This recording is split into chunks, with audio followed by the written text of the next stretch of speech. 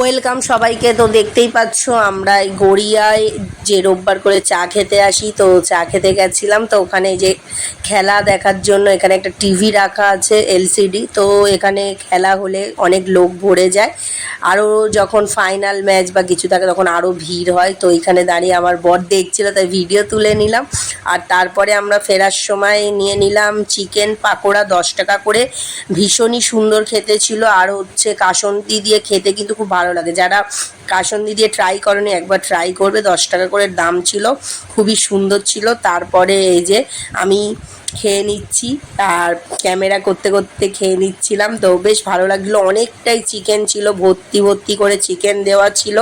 10 টাকায় এত চিকেন পাওয়াটা অনেক জায়গায় দেখেছি মাংস কম থাকে, বেসন আর কি বলে ওইটা, যেটা হচ্ছে সবজি যেটা থাকে না, বাঁধাকপি, এগুলো দেওয়া ভরা থাকে মাংসর থেকে। তো এখানে পুরো পিওর চিকেন ছিল।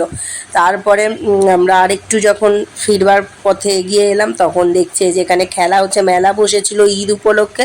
তো এই যে গ্লাসগুলোকে ফেলতে হবে, তো বাচ্চা মেয়েগুলো গ্লাসগুলো পুরোপুরি ফেলতে পারছিল না। তো তোমরা দেখো এই যে চেষ্টা করছে কিন্তু সেইভাবে পারছে না। তো দেখো এই যে একটাই পড়েছে, সেইভাবে হয়নি।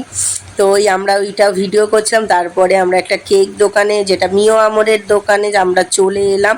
তো খুবই সুন্দর দুটো ডিশ খেলাম না, একটা তো আমি খেলাম চকলেটের আইসক্রিম ভর্তি ছিল, আর এই যে এইটা দেখতে পাচ্ছ এটা কিন্তু ফিরনি আর সিমুই দেওয়া ছিল, কিন্তু খেতে খুব সুন্দর। মানে আমি আবার ওখানে গেলে আবার ট্রাই করব, ভীষণই ভালো লেগেছে।